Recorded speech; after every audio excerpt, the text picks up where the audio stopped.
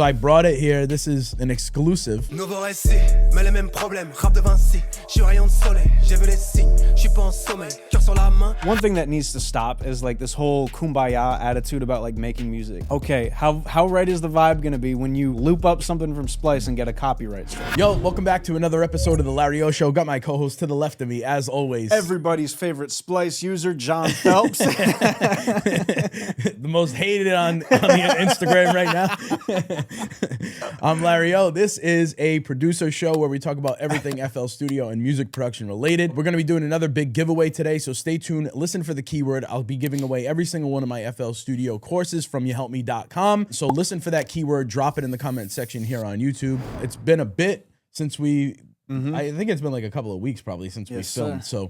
So it's been a bit, a lot of stuff been going on. I just came back from France. Craziest, most random trip ever, bro. Crazy, bro. I got hit up.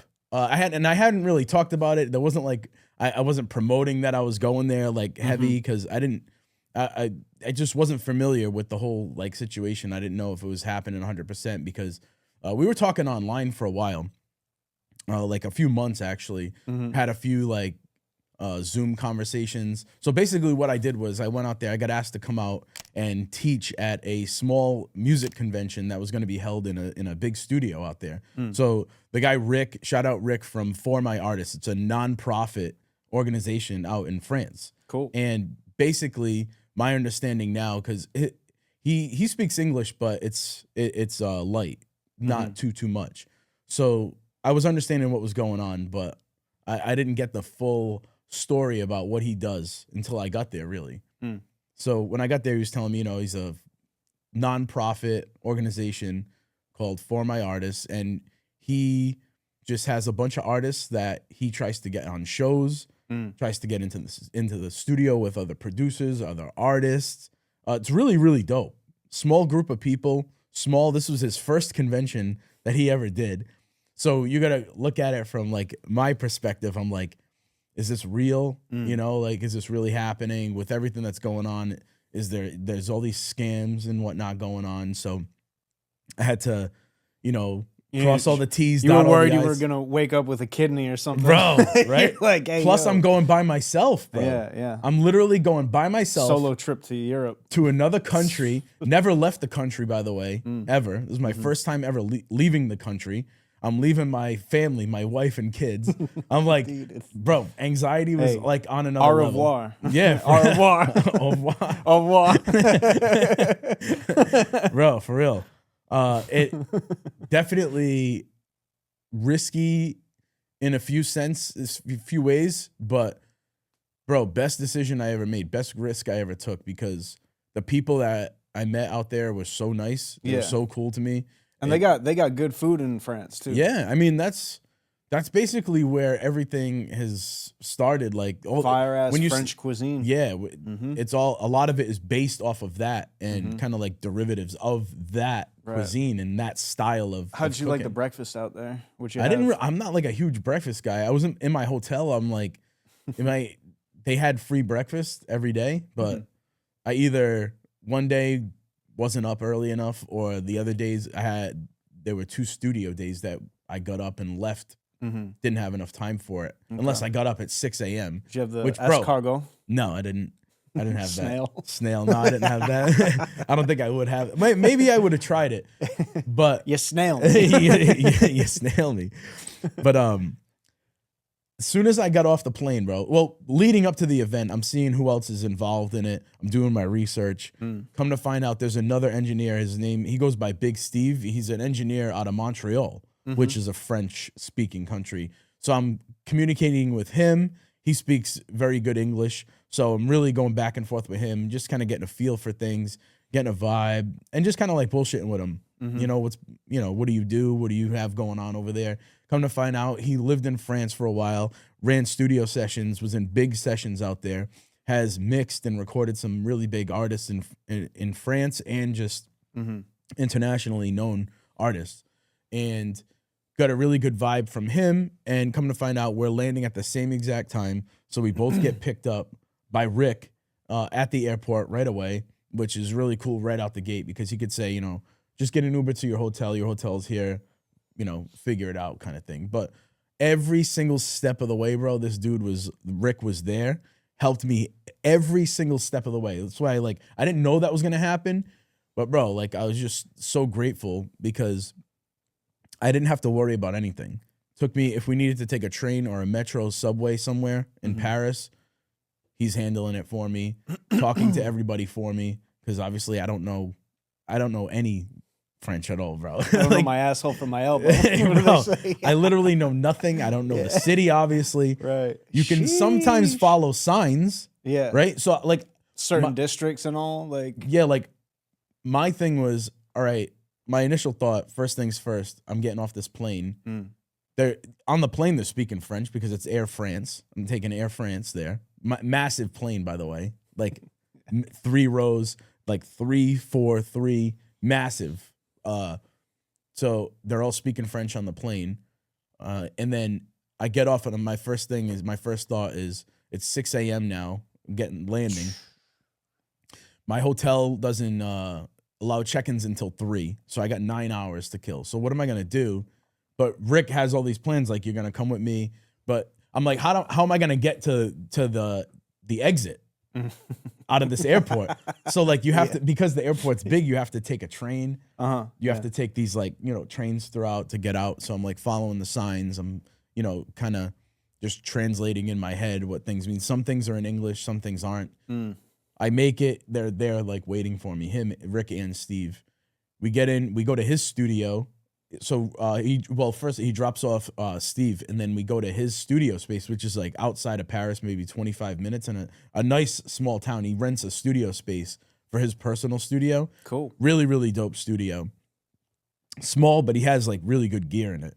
And we just kind of chill there for a few, and then we went to a real French bakery. Oh, they have all the baguettes and croissants and all the pastries and stuff. So he croissant? he gets croissant. Croissant. He gets a bunch of croissants. He must have got 6 or 7 of them. Croissants on deck. Dude. Yeah, bro. And then in the studio, it's a big deal out there. Yeah, the bread and the coffee too. Everybody has an espresso machine. Good. Everybody has an espresso machine. Literally everywhere I went. Jeez. I don't know if it's just a coincidence, but it didn't seem like people buy their coffee that much out there at all. Okay.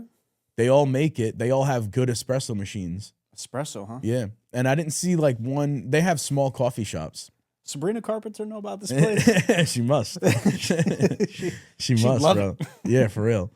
So then. So when they walk around with their coffees that they make at home, are they in mugs, or what do they use? Small, when I went to the studio, his studio, he had little glass cups. I have a picture of it. Oh, too. yeah. I have a picture of it somewhere on my phone. It's a little glass cup, because it's espresso shots. You can get a short or a tall one. Bro, studio sessions with those is zipping. And my sleep was all messed up. I fucking bet. I could not sleep. Arriving at 6 a.m. Yeah. That means what time did you leave here? So bro, I left my flight out of Boston, because international, I wanted to find a direct flight, which is just another cool thing that Rick handled too. He's like, what kind of flight you want? You want a window seat or whatever, blah, blah, blah. Got a direct flight out of Boston, left at 5:30 Boston time, so East Coast time. And believe it or not, it's not even that long of a flight. It's 6.5 hours. Right. Yeah. It's like a flight to LA, direct flight, which I've done plenty of times. Direct. Right. It's not even bad. So I get that in perspective, y'all. If you haven't been out of the country, if you haven't been taking trips like that, these are all super attainable places. Yeah. If you got your passport, just go and network and pop out. You might not need to go all the way international, but maybe for now, go around. These places are close by, closer than you think. Yeah, man. Especially France, Europe is right there for East Coasters. If you're in LA, it's gonna be you're attacking on another 6. That's gonna be a 12. Right. That's gonna be a 12-hour flight if you're in LA, because you still have to go all the way across the country and then over the ocean. But we're kind of lucky where we're kind of right in the middle of LA. You need to take a trip to LA. You need to take a trip to Europe. You're kind of right in the middle. Kind of lucky that way. Good point. Yeah. And 6.5 hours. So I land 6 hour difference too. So they're 6 hours ahead. I land at 6 a.m. I land at 6 a.m. and So really, but it's like midnight for me, which I'm not like, I don't go to bed until like 1, 2 a.m. anyway. I'm still on that like old like studio time. Yeah, 2 a.m. Not 6, 7 a.m. like I used to be in the studio. Like I used to be leaving that Charles Street studio, bro, 6, 7, 8 a.m. Getting home and sleeping till like 1 o'clock and then going back. But yeah, so I was okay until later in the day. Jet lag a little bit just from sitting down so long. But he takes me to his studio, really nice space. We go around a little bit. We go to a little small like cafe restaurant type of thing. He orders for like every little thing, bro, like that I would have difficulty with. He's handling every single thing. Nicest dude I've met in a long time, bro. Like I couldn't have asked for like a better situation to walk into, being risky, you know? But hey, sometimes you just gotta, you catch the right vibe, do a little bit of research if you can. Like you gotta try to keep yourself safe. But like, hey, I got good vibes. Obviously still taking a little bit of a risk. But hey, really, really dope experience. Then the next day, we kind of went around. He showed me some stuff. And then I think it was because I got in on a Wednesday. Yeah, I got in on a Wednesday, and then we didn't have sessions until the Friday and the Saturday. So basically, he wanted me to come, and the group, like I said, his nonprofit, wanted me to come in and teach some producers that use FL Studio that maybe, or don't use FL Studio that want to learn FL Studio. So that's how he found me. Found me on Instagram. We were talking, like, so he knows the content, knows what I do. And so we did that. First got there, and then we had, you know, like a full day of just, there were some interns, kids that were in the area that use FL, really dope people. And we just sat down and we worked in FL Studio just all day. Like any questions they had, we went through them, made beats from scratch just to see the process. We collabed on beats. The second day was probably my favorite. There was a lot more artists in the studio. And by the way, the studio is called Studio de la Seine. And massive studio right in the middle of Paris, bro. I didn't even talk about that yet. That is probably the craziest thing I wasn't expecting.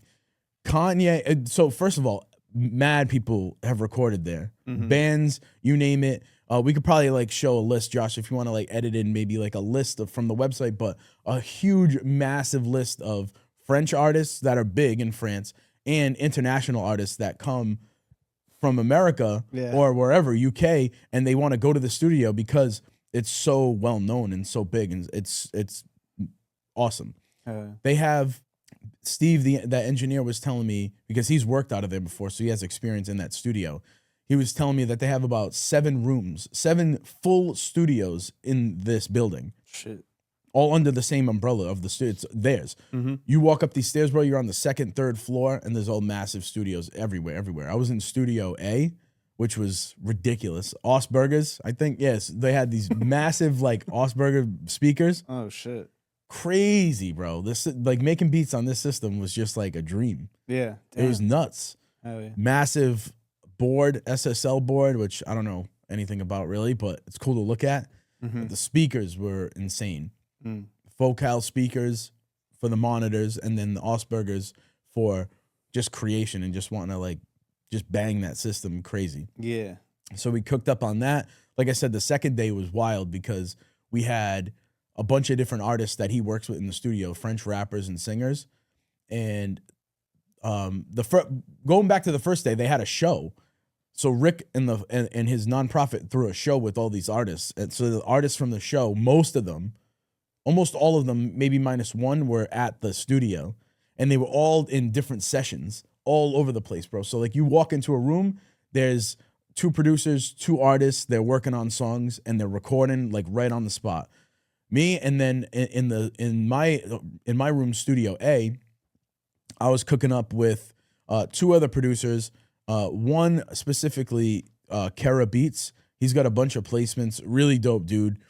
French producer, really, he knows FL. He's in there.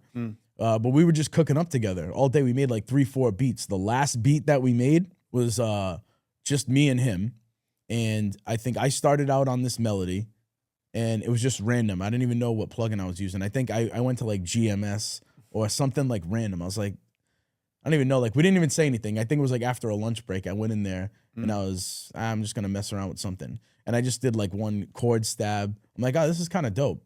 It was like a bell sound in GMS or the hell that I use, maybe Poison.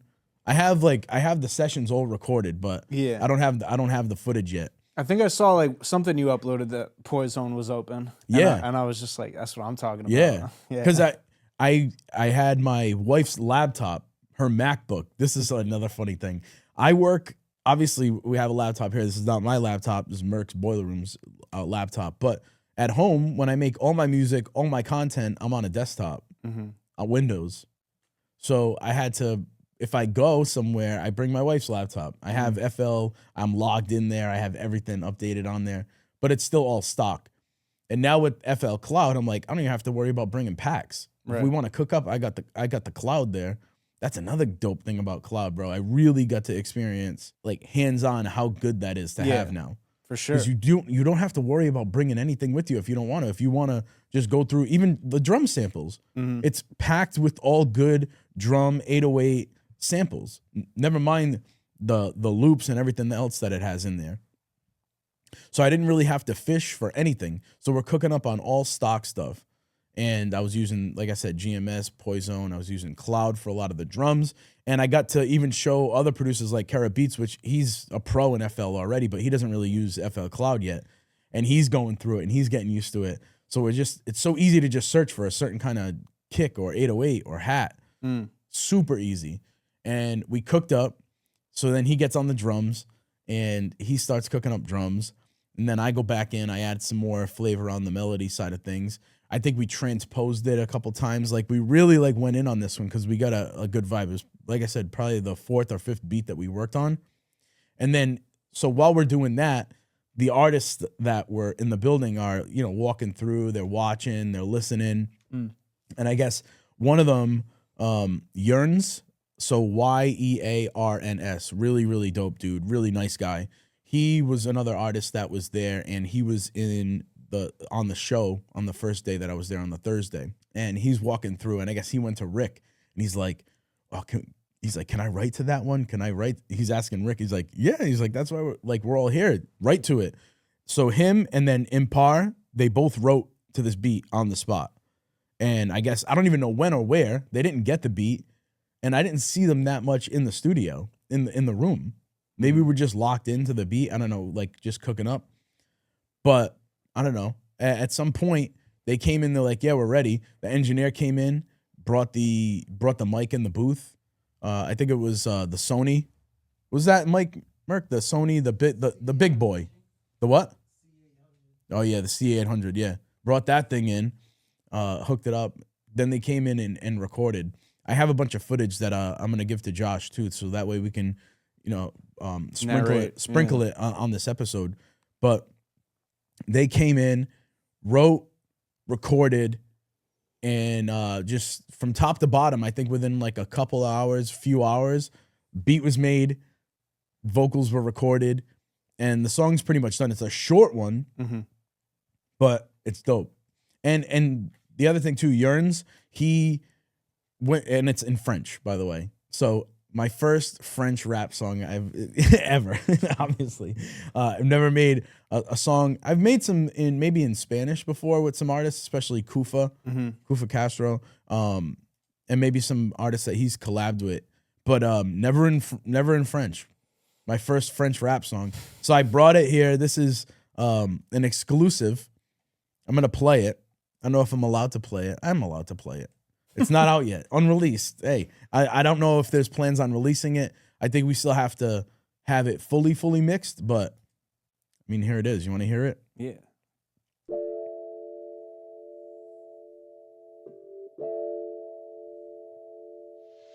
Nouveau récit, mais les mêmes problèmes, rap de Vinci. J'suis rayon de soleil, j'ai vu les signes, j'suis pas en sommeil, cœur sur la main, eux ils veulent l'oseille. J'arrive sans sommation, pas de joke, élever les consciences c'est mon job. Ils veulent nous enfermer dans des blocs, ils veulent nous terrifier, mon effort. J'arrive sans frein, pour moi c'est tout droit. Ils veulent ma fin, mais je les foudroie. Ouais, ils ont nos faces, mais ils sont sournois. Ouais, j'ai pas peur d'eux, j'crie Alléluia. Ouais. Rapport de force, que des hommes. J'prends position, fuck la fame. Il n'y a que Dieu sur le trône. Tous les fachos, on vous baise. Tous les fachos, on vous baise. En ligne de mire, trop de peine. Resserre les rangs, si on saigne. S'il y a pas de paix, pas de trêve. Ils aimeraient bien qu'on les baise. La plupart sont des actrices. Ces fils de pute sous mensonges font des grèves. Aucune montagne que je peux gravir. Moi je suis là pour les ken. Coup d'état sur le pare-brise. J'aime bien apprécier une prod agressive. Tirer apprécier. J'aime bien me méfier de tous ces fils up, on les a fait puer le monde. On se remplit la tête et pas les poches. J'aime le présent, pas l'époque. Je veux des dollars, pas des poids, des dollars, pas des procs. Idolâtre, pas les porcs. Je veux tout donner, pas de troc. Fils, y'a qu'un pas entre la mort et le suicide. Des gens vivants ressuscitent. Tu veux ma peau, les soucis, mes idées fusent, elles ne viennent pas d'éclat. Nouveau récit, mais les mêmes problèmes. Rap de Vinci, j'suis rayon de soleil. J'ai vu les signes, j'suis pas en sommeil. Cœur sur la main, eux ils veulent l'oseille. J'arrive sans sommation, pas de joke. Élever les consciences, c'est mon job. Ils veulent nous enfermer dans des blocs. Ils veulent nous terrifier, mon effort. Pour moi, c'est tout droit. Hell yeah. Spitting, bro. Yeah, that's what I was gonna say. You know like that they're spitting. They really just bar it out. You know what I mean? They really rap. Yeah, bro. You know, which is cool because I feel like that sound is like not as common in America anymore. Like the sound, it's people still make it obviously, but like I noticed that about a lot of like French rappers is that they like really like to rap, which is fucking sick. You know what I mean? Because now most of the rappers like that we know about in America kind of want to be like rock stars or like pop stars or something like that instead of like going for the straight bar type thing. So bro, and they shouts rap out. Yeah, and they sing. So the first dude Yearns, he actually is a producer too. He's a really good producer, and they do a lot of different styles of. Who's the second music. dude? The second dude is Impar. I like his vocal was dope. He's like strong vocal. The first dude Yearns has more the melodic, the flow. He's got some space in there. Like he has that part that the engineer, because it was so short and we just wanted to kind of put a cap on it. The engineer did like stuff that I would do too, like in the studio. We don't really have a hook, but he brings back. I don't know if you noticed, but he brought back a part from Yearns' the first verse. Yeah, I heard that. So he has parts like Yearns has the parts like that, but in part like he's spitting and he's got like such a strong vocal. Yeah, and he kind of like you can hear the intensity just go up as the song goes. So dope, bro. And just to watch him in the studio, like in the booth. I've watched like everybody record. I watched the engineer. Like I watched every bit of the process. I'm just like sitting there watching everything. Of course. At first I was like, shit's dope. I didn't know like who was gonna record it. If I was just gonna record it into FL and call it, but engineer comes in, like, you know, sets everything up, sends him. I send them the beat. It was just a 2-track, just a wave. Just sent him the wave, and yeah, no, he recorded him in Pro Tools. Yeah, he just in Pro Tools, like in there, because everything's all linked and set up to their whole system. Bro, they have that whole outboard, like, this is like a massive studio. So I can send you the pictures after too. But so they got all that outboard gear like in the middle. You know how it doubles as like a table for people that are kind of chilling in the back, but the front of it, the part that faces the desk, the engineer's desk. Like they turn around, he's got like tons of different racks of different outboard gear, tons, and all that stuff is just all tied in. It's all tied into that computer, that microphone. So it was just like an easier thing to. Plus, like that's how you're gonna get the top quality out of that studio, is doing it that way with that microphone, that outboard gear. Like I could have definitely recorded it. I could have just plugged the microphone into that, but to get that whole experience was dope. Yeah, it was awesome. And quality is crispy. That microphone's insane. Like, I feel like with that kind of microphone, you don't have to do much. You don't have to do much to it. All he's doing is maybe like just adjusting levels. For the guy, he was louder. Impar, the second dude, he was a lot louder. He's just like adjusting levels, making sure it doesn't clip. But yo, just language. This is what I was thinking. I actually wanted to make a funny piece of content, but I didn't want to like press anybody and, you know, make anybody feel uncomfortable. But like my mind is like a content driven mind. So I'm like, Kera Beatz. I'm like, we don't speak the same language. Kera Beatz, he also speaks very, very little English. But somehow we cooked up. We made a beat together. Yeah. We made a good song together. Yeah. Because we both speak FL Studio. You know what I'm saying? We both speak the same language. Y'all fluent in FL. We don't speak the same language, but we do speak the same language. We both speak FL Studio. And literally going back and forth, and I'm pointing, and he's like, oh, I know. He's like, I'll transpose. Like, you know, like we're just speaking the same language. Like we're just on top of every little thing, even though he speaks French, I speak English. There was no hiccups in that session whatsoever. It was just instantly we knew what each other were doing. Talking my language, bro. And I even made a joke about that. I was like, bro, because after this, we're like, you know, like hype on the song, dapping each other up. Like, bro, like I'm like, bro, we both speak FL. We both know. Like, it doesn't matter if we don't speak the same language. We both speak FL. Yeah. And we're both laughing about it. But it's true.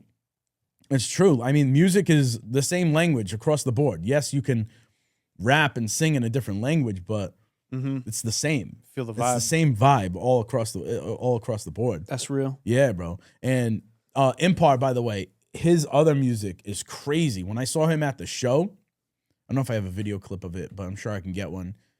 His voice is insane. He sings. Oh shit. Really, really, really well, bro. So and beforehand, Rick was telling. So the show was before these sessions. So Rick had told me that he was just hardcore rap for a long time, for years and years, and then kind of dabbled in singing, I guess, is the vibe that I got from Rick, that he was telling me about him. So I knew that he rapped. So I'm like, when he told me that he was going to get on the song too, I was like, okay, he's going to rap on this. And, but yo, very, very versatile. Both of these artists right here, super versatile, man.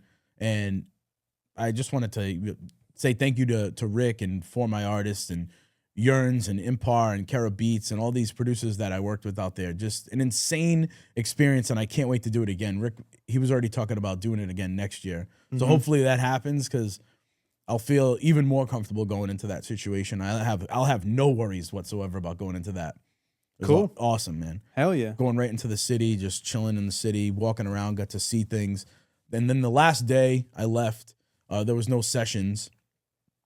And Rick was like, before you leave, I want to take you on this boat ride. It goes through the city. You get to see everything. You get to see the Eiffel Tower, and it's a restaurant. So we had lunch before my flight. We had lunch on this boat, which is a restaurant on a boat. Yeah. It's called Bateau Rouge, or Bateau Mouche. Bateau Mouche. It means like flying boat. And that's what it translates into. And it just literally goes through the canals of the city. You get to see literally everything. And Eiffel Tower, massive, by the way. You think it's pretty big. It's bigger than you think it is. It's huge, bro. Yeah. Huge. But that's what I hear.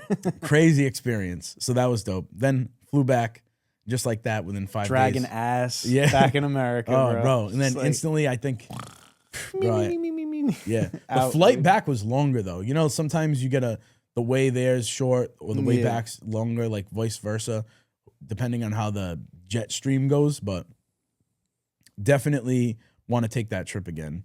Hell yeah. That was awesome, bro. That's Just what's to up, make man. music like that with people from another country. Yeah. And the vibes are good. Shouts out to the French. Shout out France. We love y'all. For real. Let's Salute do the the keyword French. real quick. Keyword, key phrase. Let's do bonjour. Keyword. That's the keyword, is bonjour. Bonjour. Bonjour. Yeah. By the way, I only learned like 2 words when I was there. One of them was FL Studio. Yeah, that. Just to touch on one more thing, that's the other thing too. You can easily go over there, and people just, I don't know, maybe it was because I was with locals. I never had a bad experience when I was there with the language thing. And the next time I go, I'm gonna have some Duolingo. French. Yeah, I'm gonna have Start your French Duolingo streak today. Yeah.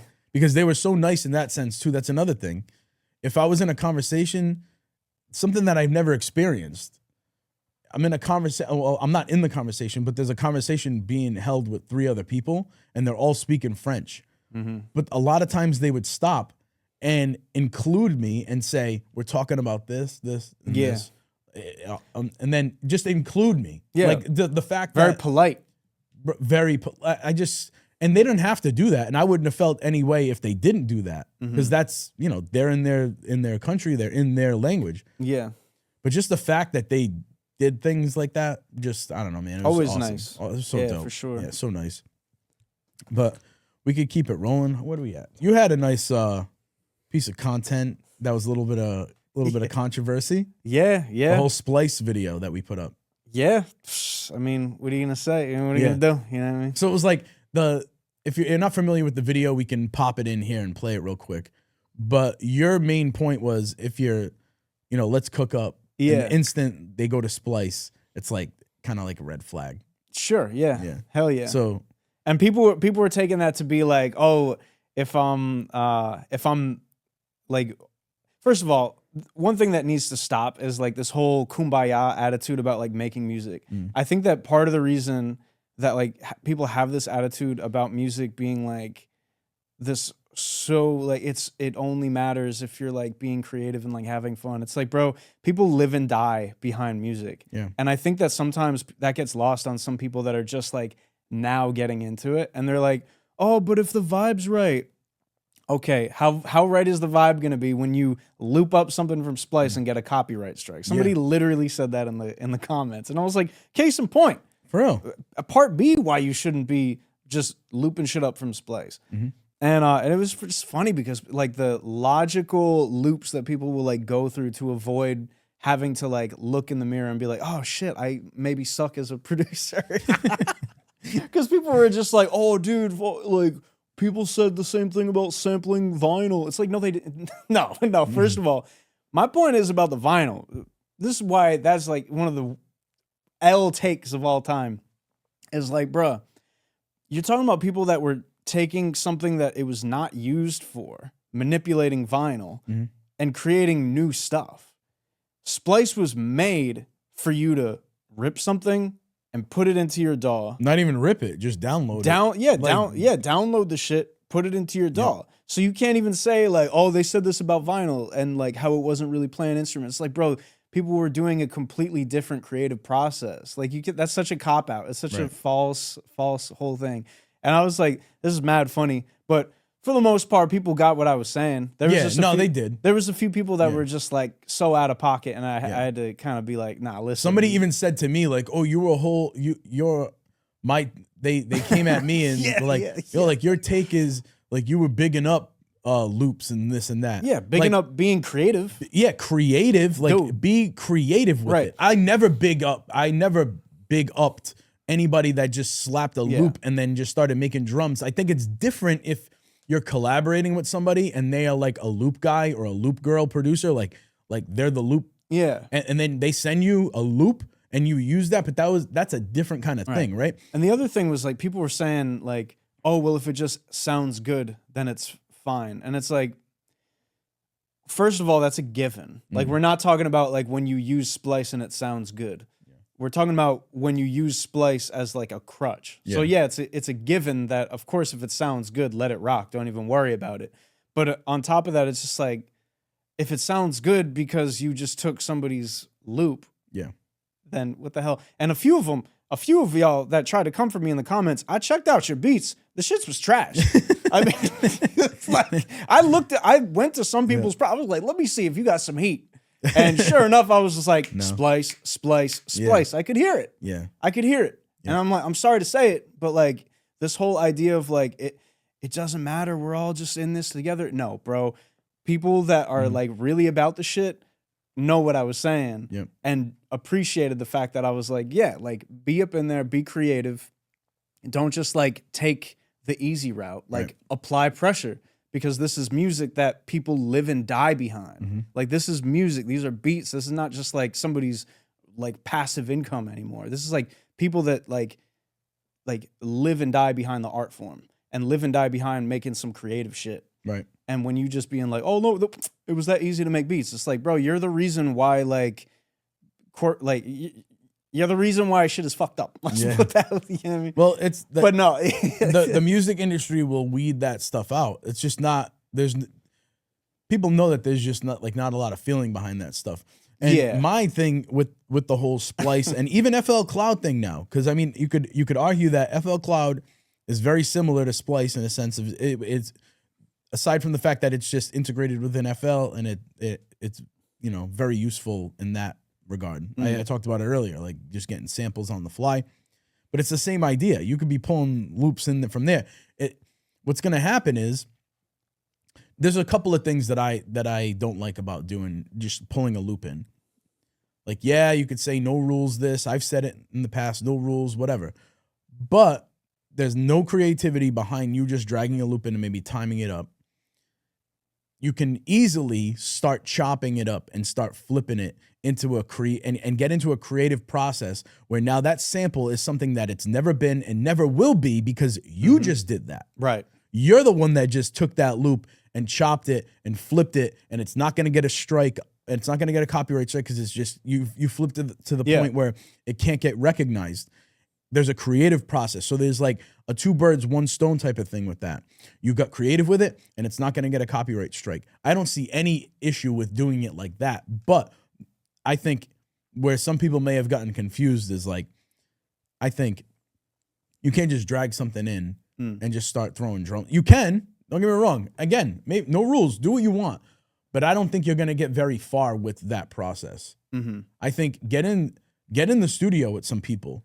Eye-opening experience. Yeah. If you've never gotten into the studio with people that know their craft, and watch. Physically watch. Yeah. Or go online and watch some studio sessions if you don't have the opportunity to get into a studio with people. Yes. Because you'll see really quickly how they move. How these other producers move in the studio. Yeah. You'll pick up tips and tricks on the spot that you wouldn't have otherwise. Right. If you're locked in. And you'll also maybe be a little uncomfortable when it's your turn. And you don't maybe know what you're doing fully yet. And you're like, damn, like I got to step my shit up. Right. Step it up. Because a lot of competition out there. There's more producers ever than there ever has been. And there's going to be more than there ever has been. Yeah, facts. And it's just going to get harder. There's going to be more competition. Yeah. And so I think, it's just like people being a little too like soft about certain things. Yeah. Where it's like someone states their opinion on, what I think is a pretty valid take of just like, bro, like you're making art, not making beats. Like, I don't know, like not to like get crazy about it, but like you're making art.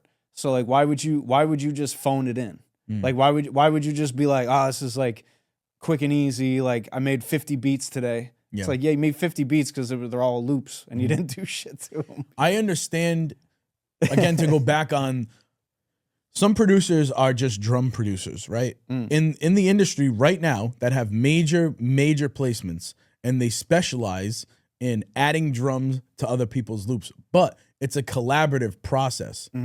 They both go into it knowing, I'm going to send you loops and I want you to finish these ideas off. And sometimes they won't even tweak the loops.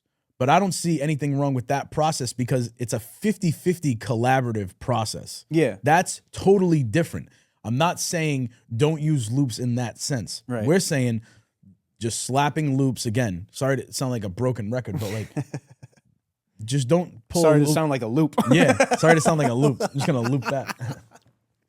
But yeah, like and also when creative. You're collaborating with somebody for like with their loops, that's their loops. Yeah. As opposed to like y'all went to the home screen on Splice. Yeah, it's different. And found, or like you went to the first page on your search results in Splice. Yeah. And like you guys all have the same sounding texture. And 5 million other people have seen that loop. Yeah, and yeah, heard that real loop. shit. Real shit. Yeah. You know what I mean? So that's. But yo, Splice, if y'all want to, sponsor the show. No, I don't think. I think they're fighting competition with FL Cloud. No, we want we just want the FL. We don't even want. I want FL Cloud. That's all I care about. Splice. That's all I need. Like I said, bro, FL Cloud saved me in France. It really did. Yeah, for real. It saved me having to bring a hard drive. It saved me rustling around on the internet, like trying to download packs, and just, it saved me. It really did. And FL Studio saved my life, bro. I wanna bring up the session, but I don't. It's on my other laptop. But the session for this beat that we made out there is really dope because it's a combination of just different ideas. Yeah, it's really dope. It's really dope. Salute. Yeah. So I guess we could wrap it. We did that. I mean, We could talk about the Timbo situation if we want. Yeah. I don't think we have enough time for that because I could go on for another hour about that. Yeah. And I think people have done it to death already. Yeah, I think we're a little in late. his chat going wild, bro. They were coming for Timbo's head. And you hate to see it because that man's got a legacy, bro. That man's got a legendary catalog of music. Yeah, it's sad to see. It's sad. I almost don't want to talk about him because man, he inspired me so much growing up in music. He was probably the main inspiration, one of the main. Come on, you got beatbox vocals in a drum pattern, like oof, man, unreal. See, that's the AI, bro. That's the AI. You know what I mean? That's the innovation when you got a sound like that, man. Yeah. Tell me what you want to do. Like whatever that shit was back in the day. I still listen to his all the old stuff. Yeah, man. yeah. Insane. Hate to see it. Yeah. I don't know. It's the Wild West. I think with all the AI stuff, it's like the floodgates are being opened to like all sorts of like ideas. Yeah. And some of them are horrendously bad ones. Not to say that that's like explicitly a horrendously bad idea, because I don't know shit about any of the major concerns that people were addressing, which is like, where is your stuff coming from? Well, all right, so now we're getting into what does it mean? So the main thing with it, so this is what I've gotten from the situation so far. He created, or the people he's working with created an AI artist. Mm-hmm. But not only did they create an AI artist, not only and named Tata. Hey, listen, which is kind of crazy, right? So not only did they create an AI artist with an AI voice, but what's happening is, and this is where the real controversy is that he's having writers. A writer came out, a writer that works with him, a female singer-songwriter, came out and said, I'm writing all these songs, and he's telling me that they're being used to train, to give to the AI. Not only that, it's like, so but she's never agreed to this apparently. Oh shit. Like, for real? She never, I don't think she's ever agreed to say, yeah, you can use my songs for to give to this AI artist. Right. So there's that. And then there's also, not only are they using her writing, but she thinks they're using her actual voice to train the AI artist's voice. So now she's like, that even the AI the AI artist's voice sounds like me. Not only is it my words, it's my inflections and it's my tone. Yeah. So that's where like the real big controversy is coming in. And is it a sense of Timbaland just not knowing what people are doing on his behalf, and he's just kind of slapping his name on it, like the Suno thing, and slapping his name on it like the Beat Club thing, and he's not really 100% involved in this whole thing, and he's just kind of the face of it. But possibly, maybe he, I don't know, because there's been for years there's been controversy around him and the projects that he's been involved in. Mm-hmm. Yeah. So I don't know. So now is it like he doesn't, I don't care type of thing? Is it the fact that he just wants to be the first to do things that he knows are going to happen anyway?